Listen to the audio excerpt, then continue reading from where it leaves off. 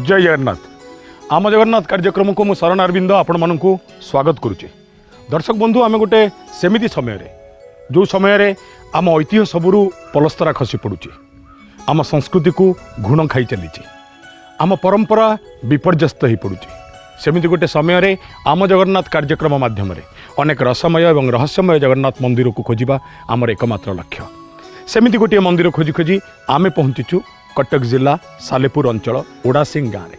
इतिहास संस्कृति एवं परंपरार गाँ ओडासिंग रे रही बेस प्राचीन गरुड़ जगन्नाथ मंदिर।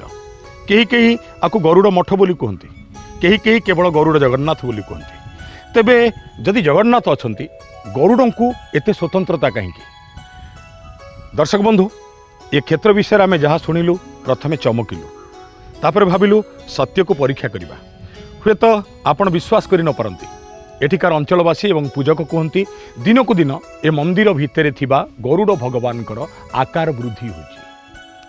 अतएव पिलादिने जी गरुड़ को कोड़ौथिले अंतत कुंड पाई जाउथिला, एबे गरुड़ंकर आकार एपरि भाबरे वृद्धि होछि जे साधारण भक्तटीए मध्य कुंडेई पारु नाही।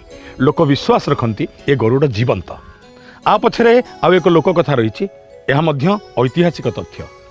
कहुए दर्पणीर रजा गोटे विजन रात्रि रे ये गरुड़ को काटिदे निज सहित नहीं जावाक चाहूले, किंतु आश्चर्य गरुड़ को काटिबा मात्रे गरुड़ श्रीअंगरू सांगे सांगे रक्त झरिबाक लगिला एवं रक्त एपरि भाबरे झरिबाक लगिला जे ताकू देखि भୟରେ दर्पणीर रजा पलायन कले।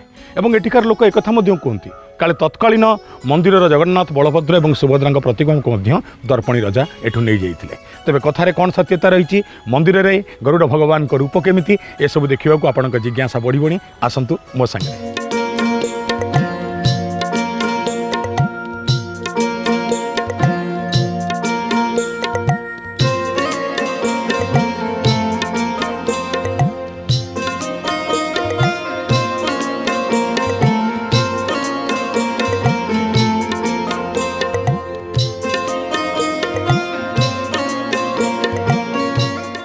आज्ञा ये हूँ गरुड़ जगन्नाथ मंदिर सिंहद्वार।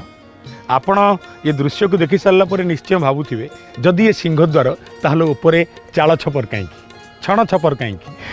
एठिकार स्थापत्य किसी निरापण देखिलु अन्य जगन्नाथ मंदिर ठू यह किपरि भावे भिन्न। आउ सबुठु बड़ कथा जानिचंती जो मेघनाथ पाचेरी को आम